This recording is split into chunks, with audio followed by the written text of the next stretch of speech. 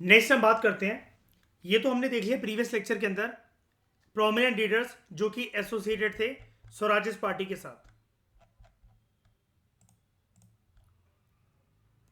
Chittaranjan Das, Motilal Nehru, Ajmal Khan, Hakim Ajmal Khan, NC Kelkar, Narasimha Chintaman Kelkar, Vitthal भाई पटेल, सरदार वल्लभ भाई पटेल के बड़े भाई, हुसैन शहीद सुरावती, श्रीनिवास अयंगर। अब हम बात करते हैं नो चेंजर्स के साथ प्रोमिनेंट लीडर्स कौन कौन से एसोसिएटेड थे। चार के नाम तो आप जानते हो, सी राजगोपालाचारी, डॉक्टर राजेंद्र प्रसाद, सरदार वल्लभ भाई पटेल और एम ए अंसारी, है ना। सबसे पहले हम बात करते हैं डॉक्टर राजेंद्र प्रसाद जी की। ये एक इंडियन पॉलिटिशियन थे, पेशेवर वकील थे, इंडियन इंडिपेंडेंस एक्टिविस्ट थे, आज़ादी की लड़ाई के लिए मतलब काफ़ी ज़्यादा आवाज़ अपनी बुलंद रखते थे। Journalist as well as scholar who served as the first president of Republic of India from 1950 to 1962। यानी कि कितने साल के लिए?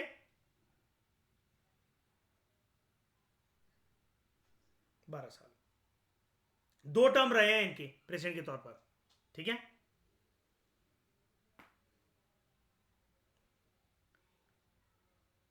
A devoted student as well as a public activist, he was the active member of the Dawn Society. It was due to his sense of duty towards his family and education that he refused to join Servants of India Society. He joined the Indian National Congress during Indian independence movement and became a major leader from the region of Bihar and Maharashtra. Bihar से याद है चंपारण वाला case, Gandhi ji सबसे पहले इन्हीं को मिलने गए थे ताकि शेयर क्रॉपर्स की स्थिति के बारे में पता लगाया जा सके, और इनके नौकर से इल ट्रीटमेंट कर रहा था श्रेया मयूर इनके साथ, गांधी जी के साथ। राजेंद्र प्रसाद जी का पहला एसोसिएशन इंडियन नेशनल कांग्रेस के साथ होता है ड्यूरिंग 1906 एनुअल सेशन कांग्रेस का जो ऑर्गेनाइज हुआ था in Calcutta, where he participated as a volunteer.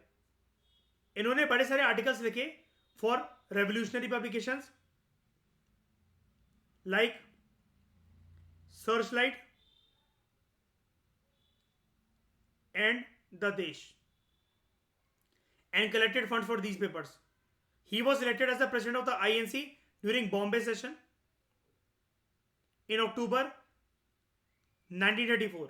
He again became the president जब सुभाष चंद्र बोस ने रिजाइन कर दिया था 1939 में। इंडिपेंडेंस के 2.5 साल बाद 26 जनवरी 1950 को जब भारत का संविधान रेटिफाई होता है, he was elected as the first president of India.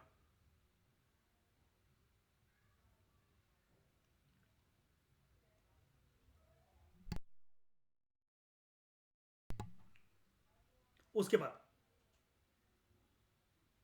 Sardar Vallabh भाई पटेल,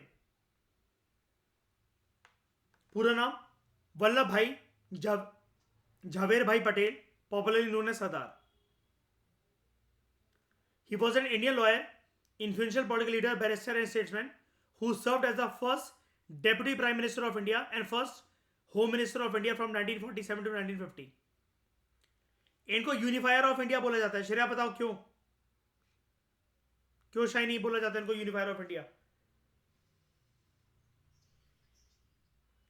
इंस्ट्रूमेंट ऑफ एक्सेशन को साइन करवाकर जितने भी रूठे हुए राज्य थे, स्पेशली जो रियासतें थी प्रिंसली स्टेट्स, उनको यूनाइट करवाया था इंडिया में, ताकि इंडिया का कौन सा सपना पूरा हो सके Shreya? India as a union, अखंड भारत नहीं। अखंड भारत में तो पाकिस्तान बांग्लादेश सब होते हैं, बोल भी मत देना है कहीं, ठीक है।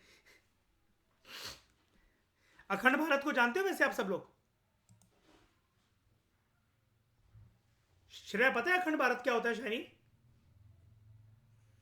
अखंड भारत का सपना श्रेया ये है कि जैसे शाइनी क्या हुआ था कि अंग्रेज जो है वो दरार पैदा करके गए थे। अंग्रेजों की वजह से ही तो हम पाकिस्तान से अलग हुए, म्यांमार से अलग हुए, बांग्लादेश हमसे अलग हुआ। ये अंग्रेजों का करा धरा ही तो था ना। तो श्रेया अखंड भारत का सपना ये कहता है कि एक बार इन सारे देशों के लीडर्स को एक साथ बिठाओ, लेट्स फॉर्म अ एग्रीमेंट जहां पर ये सारे के सारे बॉर्डर हटके हम दोबारा जैसे प्रायर टू इंडिपेंडेंस एक कंट्री थे ना, हम सब वैसे ही हो जाए, पूरे एक सिंगल कंट्री हो जाए, हम सब इंडियन सब कॉन्टिनेंट काइंड ऑफ एक कंट्री में तब्दील हो जाए। कैसा लगा ये idea?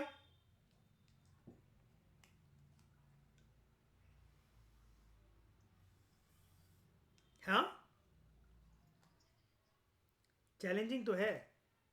Being a administrator positive रहा करो हर चीज को लेकर। अब मयूर को क्या लगता है इससे आतंकवाद जो है उसका बढ़ावा मिलेगा? अरे तो कॉमन सेंट्रलाइज मशीनरी भी तो होगी, फिर सरकार भी तो होगी।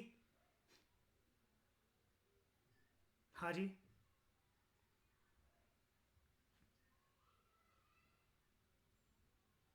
अखंड भारत का आइडिया? हाँ, ये नहीं पता मुझे यार।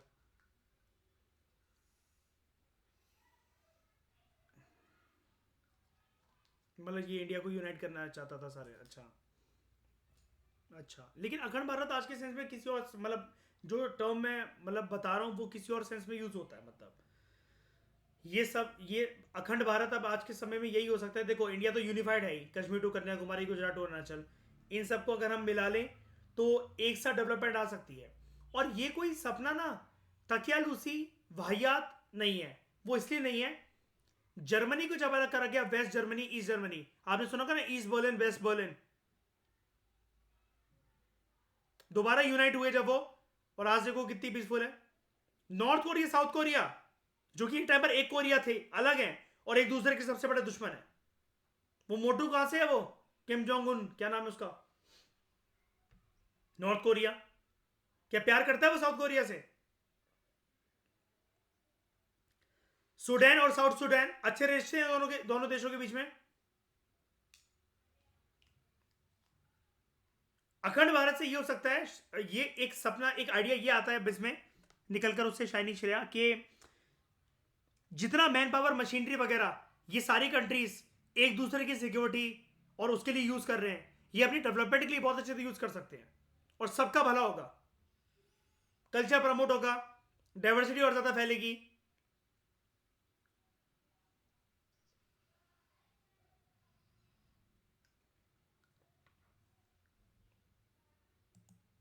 और फिर हमें बजरंगी भाईजान जैसी मूवी पाकिस्तान में जाके नहीं बनानी पड़ेगी।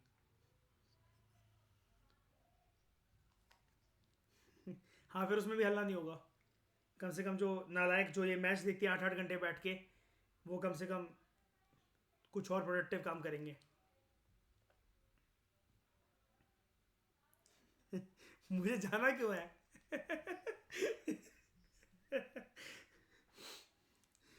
He is also called the unifier of India, one of Mahatma Gandhi earliest political lieutenants. इसका मतलब क्या है? खास साथी, महात्मा गांधी का लेफ्ट हैंड काइंड ऑफ, ठीक है। He organized peasants from Kheda, Borsad and Bardoli. Kheda Satyagraha याद है ना? उस टाइम पर लाइमलाइट में आए थे ना सरदार वल्लभ भाई पटेल गांधी जी का साथ देने।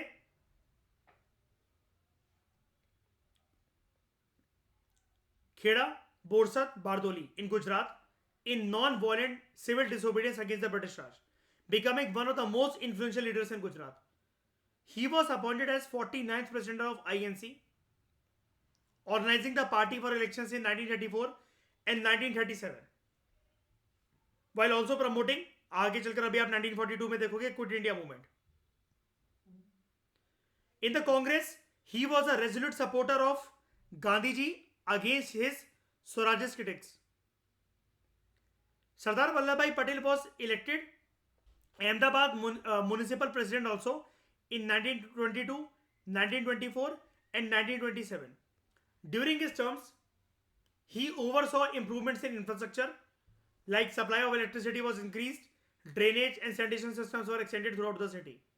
जब गांधी जी जेल में थे, Patel was asking the members of the Congress to lead the satyagraha in Nagpur in 1923 against a law banning the raising of Indian flag.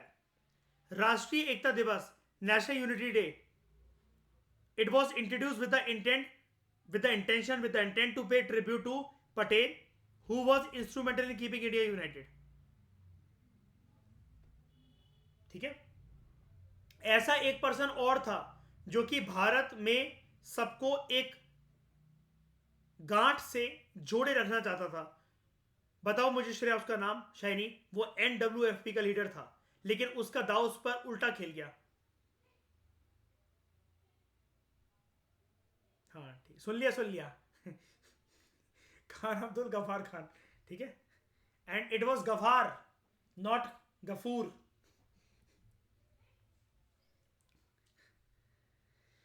उसकी आर्मी का नाम था खुदाई खिदमत कर्स।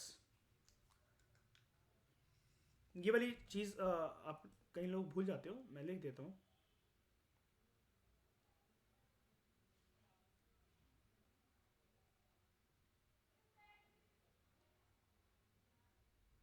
खुदाई खिदमत कर्स। यहां पर क्या हुआ था, एनडब्ल्यूएफपी का प्रोसीजर जानते हो शाइनी, कि कैसे वो पाकिस्तान में चला गया? जानते हो क्या हुआ था? रियल स्टोरी पता है? हाँ, वोटिंग मत यूज करा करो मेरे सामने वर्ड। जब भी कंट्री के लेवल पर कोई भी एरिया हमेशा के लिए चला जाता है, वो होता है रेफरेंडम। रेफरेंडम हुआ था, जनता से वोट करवाया गया। अब ऑब्वियस ही बात है, जो केंद्र लेवल पर जो सरकार है, भरी वो इंटरिम गवर्नमेंट है, श्रेया वो पूछेगी कि नहीं पूछेगी खान अब्दुल गफार खान से? अपने एरिया के लोग हैं, गारंटी लेते हो तुम पक्का कर देंगे ना इंडिया की साइड की वोट, इंडिया की तरफ वोट? उन्होंने बोला अरे हाँ, आंखें बंद करके जुम्मे की नमाज में कहलवा लूंगा मैं इनसे। उस दिन एक बात समझ में आई थी खान अब्दुल गफार खान को। क्या मयूर? अपने आप को छोड़ के दुनिया में किसी की गारंटी मत लेना कभी। कभी नहीं। हाँ हाँ, उसके बाद generally generally jokes apart, generally he was in depression.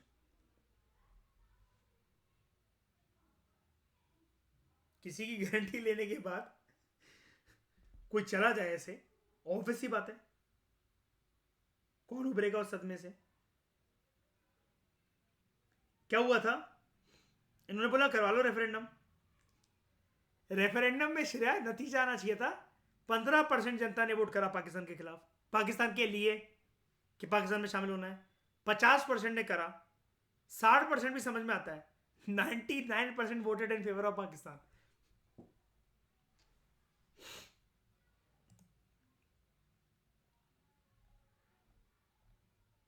तब गांधी जी चिल्लाए थे, साडा हक ऐथे रख।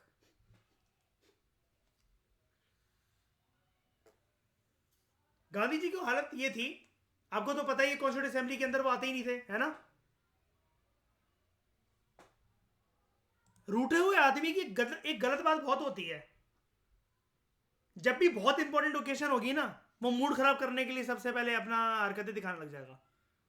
जिस दिन देश आजाद हो रहा था, गांधी जी गांव में पड़े चारपाई पे लेटे हुए थे। उनसे उनसे लोगों ने कहा बापू देश आजाद हो रहा है, कर चले जाओ यहां से, करवा जाओ, उतर के बैठ जाऊंगा यहां से। हाँ,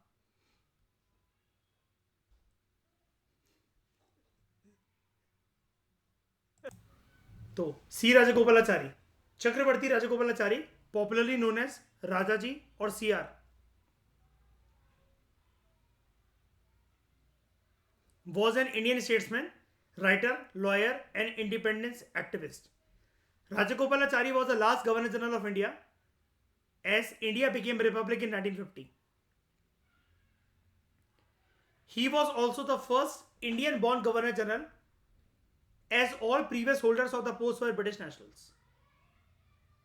और आपको पता नहीं, जैसा कि मैं आपको बता रहा था Shreya, last governor general of India,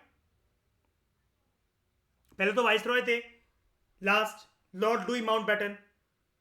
उसके बाद गवर्नर जनरल ऑफ इंडिया बनाना जब शुरू करा गया दोबारा से, हमने सोचा, हमने पता क्या सोचा था, मैं बताता हूं। जब रिपब्लिक बनाने का सपना सोचा था ना हमने श्रेया, ऑब्जेक्टिव रेजोल्यूशन में, तब ना ये बात क्लियर नहीं थी शाइनी कि हम प्रेसिडेंट नाम यूज करेंगे कि नहीं करेंगे। तो श्रेया हमने क्या डिसाइड करा मयूर, कि let's continue with governor general of India term, वो प्रेसिडेंट की तरह सर्व करेगा। लेकिन जैसे इनको बनाया ना, तो संविधान निर्माताओं ने एक चीज ठूस दी कॉन्स्टिट्यूशन के अंदर, नहीं यार, क्योंकि देखो मैं एक बात बताता हूं, लक्ष्मीकांत के अंदर ना श्रेया अगर वो टर्म्स बताने लग जाएगा, ये टर्म कहां से बोरो करी, वो टर्म कहां से बोरो करने लगी, तो वो लीगल स्टडीज बन जाएगी, वो पॉलिटी नहीं होगी। फिर वो प्रॉपर तरीके से, आप समझ रहे हैं लक्ष्मीकांत की लेंथ ब्रेथ कितनी हो जाएगी। फिर वो ये प्रेजेंट टर्म ना फिर डाली गई कॉन्स्टिट्यूशन में, और तब ये बोला गया कि प्रेजेंट टर्म को डालने के बाद let's abolish the term governor general of India. इसलिए सी राजगोपालाचारी ना एक तरीके से राष्ट्रपति थे, लेकिन पहले और आखिरी भारतीय राष्ट्रपति। लेकिन हमें टर्म यूज नहीं करना है कभी भी राष्ट्रपति, गुनाह हो जाएगा आपसे। गलती भी नहीं, गुनाह कह रहा हूं मैं। गलती की माफी होती है, गुनाह की सजा होती है।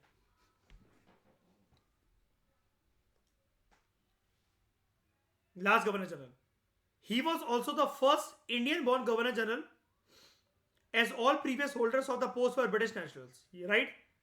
इससे पहले सारे अंग्रेजी चमड़ी वाले तो बैठे थे गवर्नर जनरल की पोस्ट पर। He also served as a leader of Indian National Congress, premier of Madras Presidency, governor of West Bengal, minister for Home Affairs of the Indian Union, and chief minister of Madras State. Life में success देख रहे हो?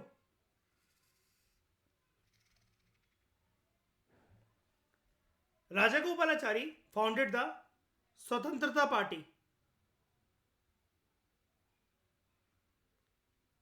Swarajist party याद मत रखना, कौन सी party की बात हो रही है यहां पर? स्वतंत्रता party. And was one of the first recipients of India highest civilian award, Bharat Ratna.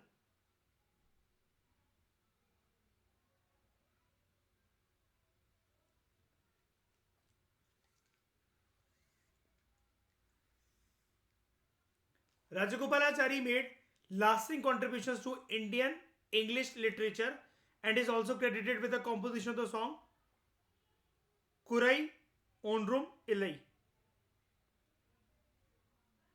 set to Carnatic music. जब इंडियन नेशनल कांग्रेस स्प्लिट हुई 1923 में, Rajagopalachari was member of the civil disobedience inquiry committee. Very important fact about him, civil disobedience inquiry committee. ये आगे चलकर अभी आप जान जाओगे, अभी वो चैप्टर आने तो सिविल डिसोबीडियंस वाला। He was also involved in Vaikom Satyagraha movement against untouchability. Doctor Mukhtar Ahmad Ansari, इनको अलग लिखना चाहिए था, इन्होंने साथ में को लिख दिया, चलो कोई नहीं। ये नंबर 4 हम लोग बात कर रहे थे ना एम ए अंसारी की, नो चेंजेस के साथ एसोसिएटेड। कहां गया वो? ये एम ए अंसारी, इन्हीं के बारे में हम लोग बात कर रहे हैं यहां पर।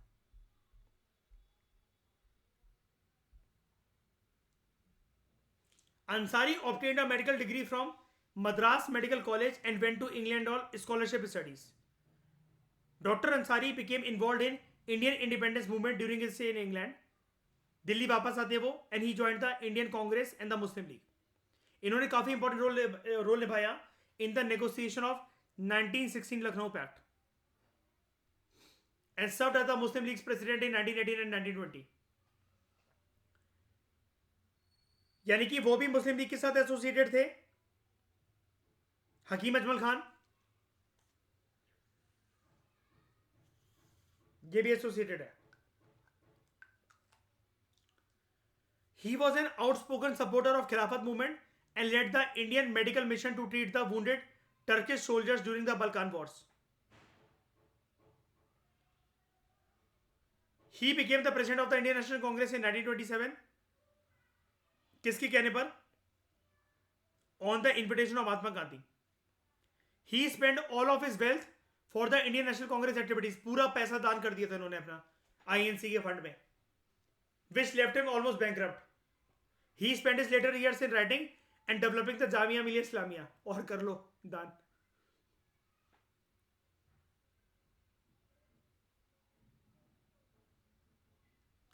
और दोनों के दोनों ये जो मैंने आपको मुस्लिम लीडर्स पढ़ाए, नो चेंजर के साथ एसोसिएटेड है doctor Mukhtar Ahmad Ansari, M A Ansari, और स्वराजिस्ट के साथ एसोसिएटेड है हकीम अजमल खान।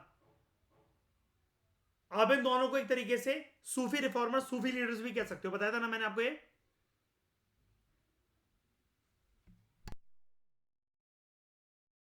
मतलब ये उर्दू पोएट्री के मतलब काफी ज्यादा उसके वो रखते थे, अपनी रुचि रखते थे उसके अंदर। अरे जो सूफी सॉन्ग्स वगैरह ये वो नहीं होते जैसे, यहाँ पर ये मत सोचना भक्ति, हाँ भक्ति सूफी रिफॉर्म मूवमेंट की बात नहीं कर रहा मैं। मतलब सूफी रिफॉर्मर्स काइंड ऑफ जैसे पीर के लिए सपोर्ट, पीर बाबा की दरगाह के लिए सपोर्ट, इन्होंने ये सब, हाँ कवाली वगैरह ये सब भी इन्होंने काम करा है। ठीक है, मतलब इनको पसंद था गाना सुनना, कुन फाया, ठीक है।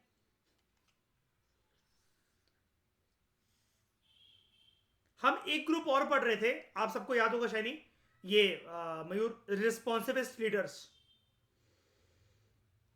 रिस्पॉन्सिविस्ट को कुछ ज्यादा ही पसंद आ गया था लेजिस्लेटिव काउंसिल का मेंबर बनना, है ना, और अपने मेन मकसद से वो भटक गए थे। नॉन रिस्पॉन्सिविस्ट में, या फिर जिसको बोला जाता है नो रिस्पॉन्सिविस्ट, वहां पर सिर्फ एक बंदा था, श्रेया नाम बताओ उसका, जो कि छोड़ के चला गया था फिर उसके बाद लेजिस्लेटिव काउंसिल को, मोतीलाल नेहरू। दिखाता हूँ, रुको मैंने आपको,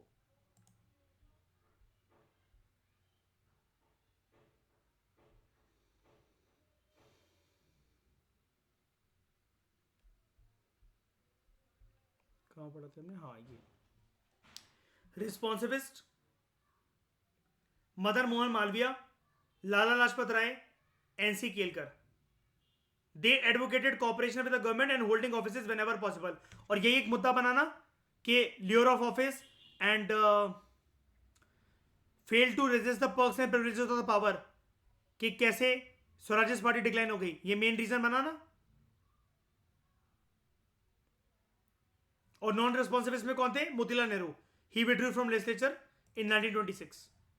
खैर बात करते हैं पहले हम लोग यहां पर रिस्पॉन्सिबिलिस्ट लीडर्स की। मदन मोहन मालवीय, एक सीन याद है Shreya, legend of Bhagat Singh movie का पहला सुखदेव का सीन, वो मदन मोहन मालवीय का पूरा नाम पूछ रहा होता सबसे,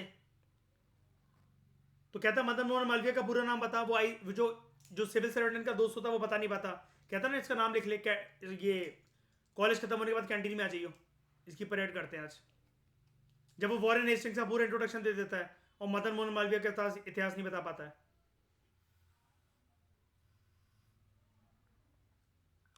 क्लास खत्म होने के बाद तुम पिक्चर देखोगे दोबारा बैठ के, ठीक है।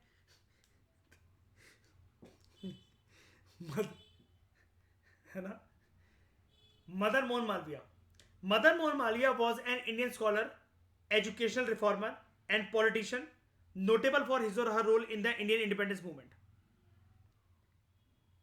ये प्रेसिडेंट थे आईएनसी के 4 बार,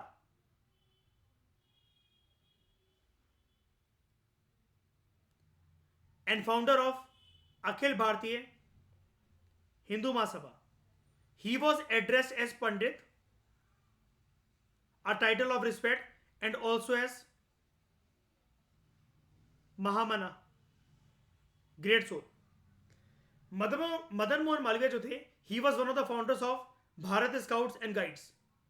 He founded a highly influential English newspaper, The Leader, in 1919.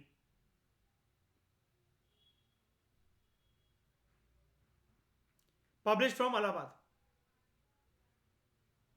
He was also the chairman of Hindustan Times from 1924 to 1946.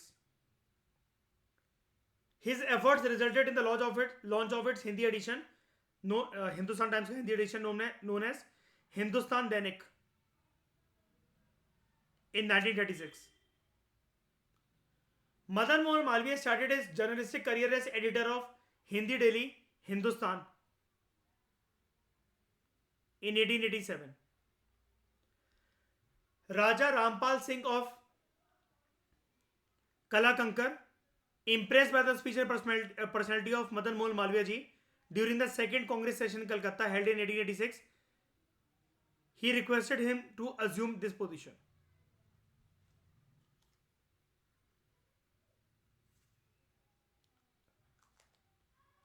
Madan Mohan Malviya को उनके मरने के बाद जिसको पोस्टुमसली को अगर आप हिंदी में सर्च करोगे इसको कहते हैं हम लोग मनोप्रांत, जिसको कोई टाइटल दिया जाता है उसके देहांत के बाद, है ना, जानते हैं ना मेरी चीज, posthumously. He was awarded Bharat Ratna, यानी कि जीते जी नहीं मिला, मरने के बाद मिला। इंडिया हाईएस्ट सिविलियन डिस्टिंक्शन 1910 में मालवीय स्टार्टेड हिंदी पेपर मर्यादा।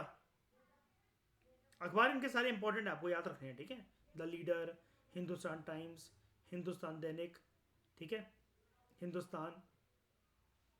मर्यादा, द स्लोगन सत्यमेव जयते, ट्रुथ अलोन ट्रायम्फ्स, सच्चाई की हमेशा जीत होती है, is also legacy of Malviya. लेकिन वो अलग बात है कि अल्टीमेटली ये शब्द आया कहां से, which Upanishad, Mundaka Upanishad, 2014 UPSC prelims question, है ना। Presiding over the Indian National Congress session of 1918 at Delhi, he declared that this phrase from the Mundak Upanishad should be the slogan for the nation. उसके बाद लाला लाजपत राय कहां के लीडर थे, कहां से थे ये,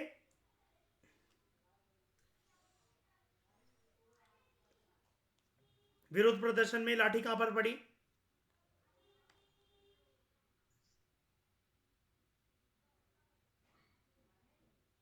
साइमन कमीशन, है ना। मैं जगह नहीं पूछ रहा हूँ शेर, सर पे नहीं, सर की बात नहीं कर रहा मैं, ठीक है। मैं यूपीएससी की तैयारी करा रहा हूँ, ना कि बायोलॉजी की, ठीक है। कितने अच्छे हैं ये बच्चे। सर सर पे लगी थी सर, दो कान के पास भी पड़े थे।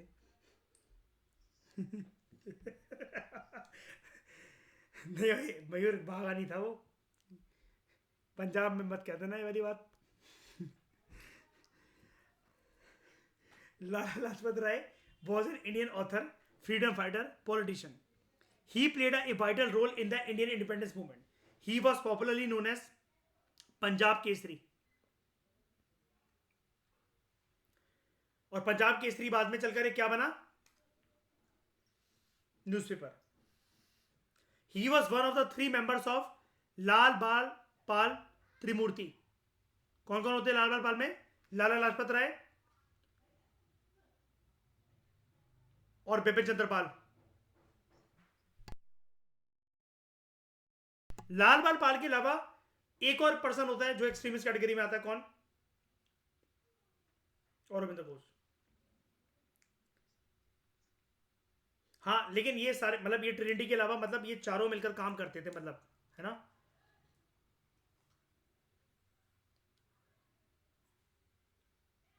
और अरविंद घोष ने तो आप जानते ही हो बाद में फिर क्या क्या था, जीवन अपना लिया था। कहां से थे अरविंद घोष, शायरी नहीं जाने की तो कौन जानेगा इनको। सर हमने मछली खाई है साथ में। He was also associated with the activities of Punjab national bank, Mayur का फेवरेट बैंक, एंड हाँ मयूर को करोड़पति बनाया इस बैंक ने, and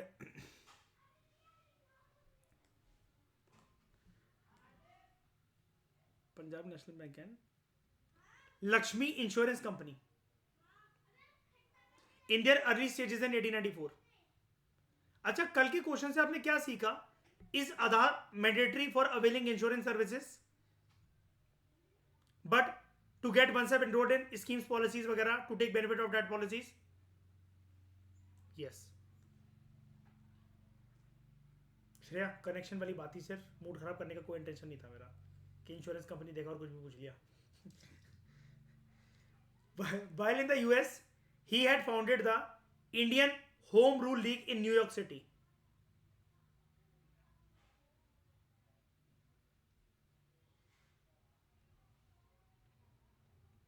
New York. And a monthly journal, Young India, Hindustan information services association, इन सबके साथ ये, इनकी सबकी क्रिएशन के साथ ये एसोसिएटेड है. He was elected president of the Indian National Congress in Calcutta special session of 1920. याद है जो दिसंबर में ना होकर कौन से महीने में हुआ था? सितंबर. 1921 में ही founded servants of people society, a non-profit welfare organization.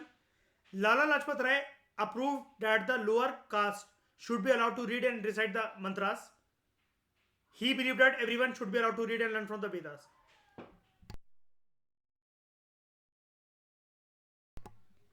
Next, M.R. Jayakar. Mukund Ramrao Jayakar was the first vice chancellor of the University of Pune. He was a lawyer, scholar and politician. ये एक prominent freedom fighter थे. जयकर का जन्म जो है वो एक मराठी पात्रे प्रभु family में हुआ था. जयकर स्टडीड, ये बातें इंपॉर्टेंट नहीं होती है, पूरा बैकग्राउंड इनका बताया जा रहा है कि कैसे ब्राह्मण थे, कैसी फैमिली में जन्म हुआ था, ये अलग लीडर्स के बारे में बताया जाता है. आप कोर चीज़ों को स्ट्राइक करा करो, ठीक है. जैसे he was the first vice chancellor of the University of Pune, ठीक है. Jayakar, Mukund Ramrao Jayakar, he studied LLB in Bombay in 1902. Barrister बने 1905 में लंदन में. 1905 में he was enrolled as advocate of Bombay High Court. He was the director of Bombay Chronicle along with Jinnah. He was the director of Bombay Chronicle along with Muhammad Ali Jinnah. He was a member of Bombay Legislative Council during 1923 to 25. Leader भी थे Swarajist party के. He also became a member of Central Legislative Assembly. 1937 में he became the judge of the Federal Court of India at Delhi. दिसंबर 1946 में he joined the Constituent Assembly of India. He was also the chairman of Indian Road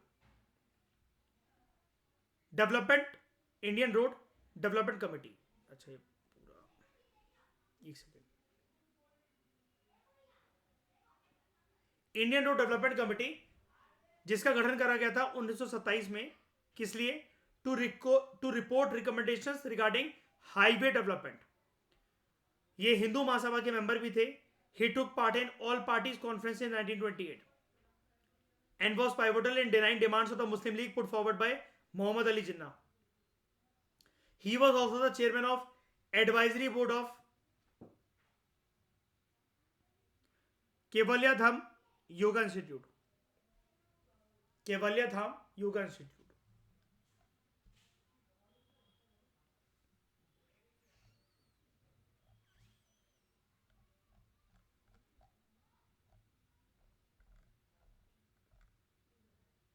उसके बाद हम बात करते हैं नई नई फोर्सेस कौन कौन सी इमर्ज हो रही थी. 1920 के दशक में इंडियन पॉलिटिकल थिंकर्स के ऊपर इंटरनेशनल इन्फ्लुएंस काफी ज्यादा मंडराने लगा था. रेडी हो जाओ, अब हम एंटर कर रहे हैं in the phase of Bhagat Singh, Sukhdev, Rajguru, Hindustan Republican association, Hindustan socialist Republican association, Kakori case and ये श्रेय कौन सा केस था वो भगत सिंह को जिसको ट्रायल चला था? सोल्डर्स मदद के हत्या आई थी स्कॉट्स की करनी थी, राइट है ना? गलती से सॉन्डर्स मारा गया था.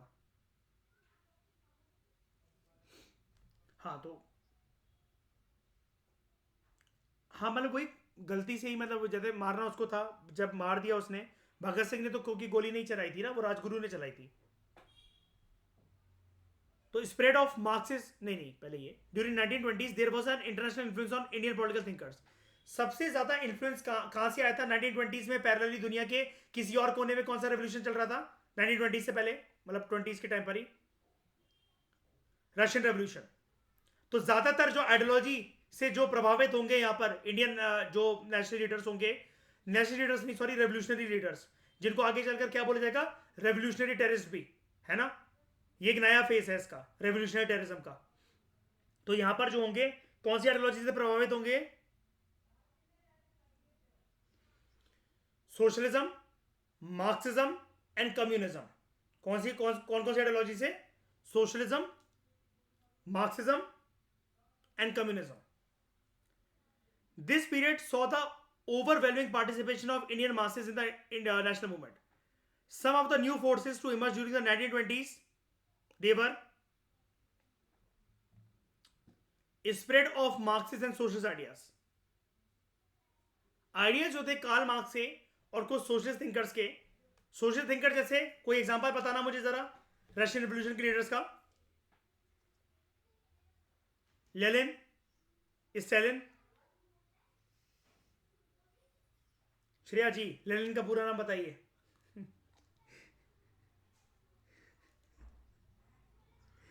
क्या बात है, Vladimir Ilyich Ulyanov Lenin. Shreyas का टैटू करवा लो आज। तो ideas of Marx and socialist leaders, it inspired many groups to come into existence as socialist and communist. These ideas also resulted in the rise of left wing within the Congress। अच्छा, अब मुझे एक बात बताना, मैंने आपको post independence में box पढ़ाया था, left wing right wing, leftist and rightist कैसे लोग होते हैं। लेफ्टिस्ट जो कि किसको प्रमोट करते हैं, किसको सपोर्ट करते हैं। नहीं, ऑपोजिशन नहीं, आइडियोलॉजी के बेसिस पर में। हाँ, सोशलिज्म की आइडियोलॉजी है ना, जो पुअर मासेस का भला चाहते हैं, है ना, उनके लिए काम करना चाहते हैं। और राइटिस्ट लोग कौन से होते हैं।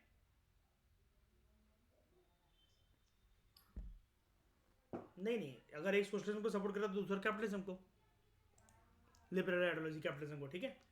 तो ideas of Karl Marx and socialist thinkers, इन्होंने बड़े सारे ग्रुप्स को इंस्पायर करा and many groups came into existence as socialist and communist. These ideas also resulted in the rise of left wing within the Congress, which was represented by Jawaharlal Nehru and Subhash Chandra Bose। बड़े सारे जो younger जो national leaders थे, they were inspired by the Soviet revolution, यानी कि Russian revolution, and they were dissatisfied with Gandhian ideas and political programs. तो इन्होंने radical solutions देना शुरू करे कंट्री की जो प्रॉब्लम चल रही थी, चाहे फिर वो आर्थिक समस्या हो, राजनीतिक समस्या हो या सामाजिक समस्या हो। यंगर नेशनलिस्ट का रवैया कैसा था। They were critical of both Swarajists and no changers. इन्होंने कहा तुम सब पागल हो, तुम्हारे तरीकों से तो मिल गई आजादी, घंटा नहीं मिलने वाली ऐसे। They advocated a more consistent anti imperialist line in the form of a slogan for Purna Swaraj. इन्होंने कहा हम जो है वो डोमिनियन स्टेटस की बात नहीं सुनेंगे। आप लोगों ने उस मूवी में देखा होगा भगत सिंह में, जब कांग्रेस के कुछ जो लोग होते हैं वो चिढ़ जाते हैं इस बात से कि बापू को गाली देना आजकल तो फैशन बन गया है। अखबार में जब ये डिमांड छपती है कि नौजवान जो है HSRA के, वो डिमांड कर रहे हैं किसके बारे में, वो डिमांड कर रहे हैं पूर्ण स्वराज के बारे में। और उस डिमांड को सपोर्ट करा था जवाहरलाल नेहरू ने भी, कि हाँ एटलीस्ट इनके तौर तरीके गलत है, लेकिन ये जो रेवोल्यूशनरी लीडर्स के तौर तरीके गलत है, लेकिन फिर भी जो ये डिमांड है पूर्ण स्वराज की, ये एकदम सही है।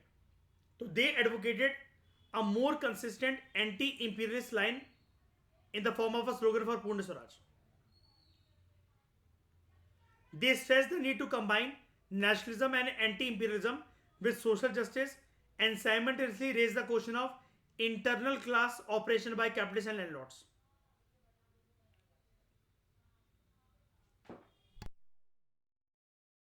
इन्होंने बोला देशभक्ति की भावना को और एंटी इंपीरियलिज्म की भावना को, अंग्रेजों को भगाने की और जिस तरीके से वो इकोनॉमिकली हमारा शोषण कर रहे हैं, उसको हमें कंबाइन करना पड़ेगा with social justice and simultaneously they raise the question of internal class operation by capitalists and landlords। कि कैसे हिंदुस्तान के ही कुछ लोग, कुछ जमींदार वगैरह, कुछ कैपिटलिस्ट क्लास जो लोग हैं, वो अपने ही हिंदुस्तानियों को, छोटे मजे किसानों को सरकारी समझते हैं और उन्हीं का शोषण करते हैं। तो some important events which are associated with socialist and communist are communist party of India. 1921 में कम्युनिस्ट पार्टी ऑफ इंडिया बनती है ताशकेंत में। Where is Tashkent? उज्बेकिस्तान की कैपिटल है। यहां पर हमारे कौन से प्रधानमंत्री की डेथ हुई थी, नींद में सोते सोते सुबह उठा ही नहीं थे, लाल बहादुर शास्त्री। रशिया, ये रशिया ने मीडिएटर बनते हुए बुलाया था ना पाकिस्तान और इंडिया के लोगों को, लीडर्स को, आफ्टर 1965 इंडो पाक वॉर। तो ये ताशकंद गए थे और सोए और सुबह उठे ही नहीं। इनकी मौत को भी मर्डर माना जाता है, कुछ थ्योरीज ऐसी कहती हैं, राइट। तो in 1921 communist party of India was formed in Tashkent by M N. Roy, Manvendra Nath Roy, Abani Mukherjee and others. Don't worry, अगर आपको ये डिटेल में जानना है इन सारी पार्टीज वगैरह के बारे में तो आप यहाँ पर आओ और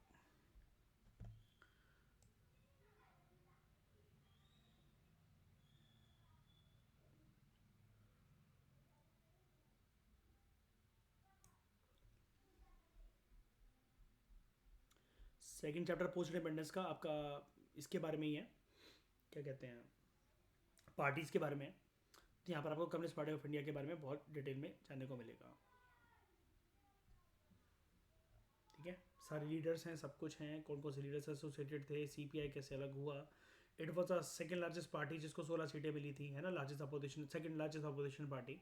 ठीक है, और आपको पता है ना एक लोकल लेवल पर किसकी पार्टी को सस्पेंड कर दिया गया था, श्रेया बताओ, केरला के अंदर, और जब आर्टिकल 356 का यूज कर दिया था कांग्रेस ने।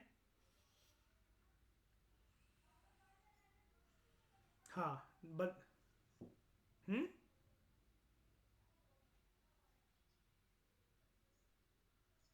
नहीं नहीं नहीं नहीं, वो नहीं, सीपीआई की ही पार्टी थी, कोई मार्क्सिस्ट कोई लेनिस्ट कुछ भी नहीं था।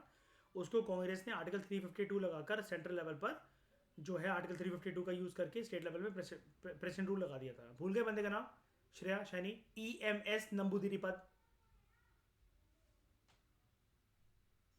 है ना, EMS नंबूदिरीपद। और तब ये पहला इंसिडेंट माना जाता है ना कि कैसे आर्टिकल 356 का यूज कर गया कॉन्स्टिट्यूशन में हेरा फेरी करके, है ना, राज्य में सरकार को भंग करने के लिए। नेशनल लेवल पर याद रखना, कहाँ गया ये, नेशनल लेवल पर याद रखना कि जब हम बात करते हैं कि फर्स्ट जनरल इलेक्शन में सीपीआई को 16 सीटें मिली थी and it emerge as the largest opposition party, largest opposition party, second largest party, हाँ वही तो ही। और ये क्वेश्चन आया था यूपीएससी में 2018 में जब उसने स्वतंत्रता पार्टी नाम दे दिया था। ठीक है, उसके बाद Kanpur Bolshevik conspiracy case. Kanpur conspiracy case was against the communist leaders which were abhorred by British government.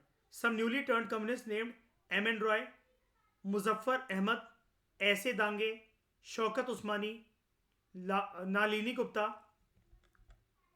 Ghulam Hussain, they conspired against the government and hence were caught.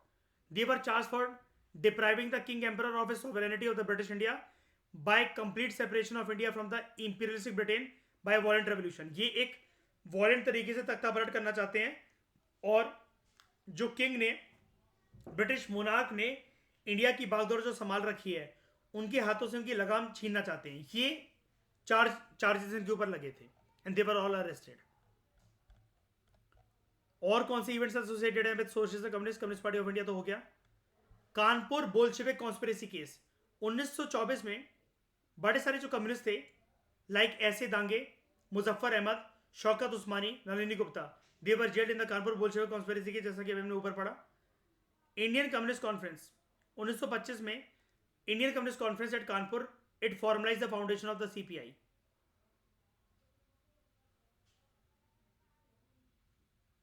Meerut conspiracy case 1929 में 31 leading communist, trade unionist and left wing leaders they were arrested, they were tried at Meerut in the famous Meerut conspiracy case. उसके बाद हमें कुछ Indian youth का activism भी यहां पर देखने को मिलता है। स्टूडेंट लीग्स जो हैं वो शुरू होना, क्योंकि आपको पता है कि जो ये वाला जो रेवोल्यूशनरी फेज चलेगा इसमें सारे के सारे यूथ ही होंगे, तो स्टूडेंट लीग्स जो है वो स्टैब्लिश होना शुरू हुई and students conferences were being held in almost every part of India. All Bengal students conference was held in 1928। Jawaharlal Nehru presided over all Bengal students conference. Peasant sedition, peasant का गुस्सा जो है हमें उनका विरोध प्रदर्शन देखने को मिलता है यूनाइटेड प्रोविंसेस में। They demanded revision of tenancy laws, lower rents, protection from eviction, and debt relief. Peasant uprisings occurred in Andhra Rampa region, Rajasthan, and the Raiyatwari areas of Bombay and Madras. Vallabhbhai Patel led the Bardoli Satyagraha in Gujarat, 1928. उसके बाद trade unionism की growth. All India trade union congress AITUC, it was founded in 1920. It led the trade union movement. इसके पहले president जो थे वो थे Lala Lajpat Rai, and its first general secretary was Diwan Chaman Lal. Bal Gangadhar Tilak was also associated with All India Trade Union Congress. 1920s के दशक में major strikes occurred at Kharagpur railway workshop, Tata iron steel works Jamshedpur, Bombay textile mills and Buckingham Carnatic mills. 1923 में first May Day was celebrated in India in Madras. फिर caste movements. मतलब ये सारी चीजें आप समझ रहे हो, ये सारे इवेंट जो हैं ये इस जमाने के यूथ को आग बबूला करेंगे कि कांग्रेस का एजेंडा वीक है, कांग्रेस कुछ नहीं कर सकती. कांग्रेस के तौर तरीकों से आजादी मिली तो अंग्रेज चले जाएंगे, लेकिन उसकी जगह पर कोई जमींदार पावरफुल जो लीडर्स है वो आकर बैठ जाएंगे, जो कि अगेन हिंदुस्तानी का शोषण करेंगे. Caste movements. The various contradictions of Indian society as in previous periods it found expression in caste association movements also. These movements could be divisive, conservative and potentially radical and included justice party Madras के अंदर, self respect movement 1925 under Periyar E V Ramaswamy Naicker. आपने temple entry movement देखी थी, तब आपने EV Ramaswamy नेकर के बारे में जाना था और सेल्फ रिस्पेक्ट मूवमेंट के बारे में भी जाना था.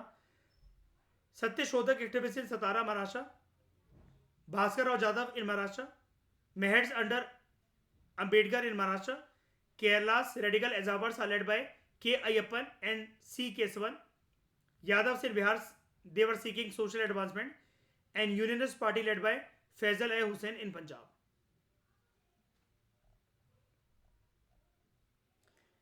नेक्स्ट लेक्चर में हम लोग बात करेंगे रेवोल्यूशनरी एक्टिविटीज के बारे में 1920s में, और उसी के साथ जैसा कि आप जानते हो फिर यही काकोरी रॉबरी, राम प्रसाद बिस्मिल एक्सेट्रा ने जो लीड करी थी, और फिर हिंदुस्तान रिपब्लिकन एसोसिएशन, उसके साथ हिंदुस्तान सोशलिस्ट रिपब्लिकन एसोसिएशन. ये सारी बातें हम जानेंगे भगत सिंह वगैरह के बारे में नेक्स्ट लेक्चर में. इस डिस्कशन में दोस्तों फिलहाल इतना ही. Thank you very much for discussion.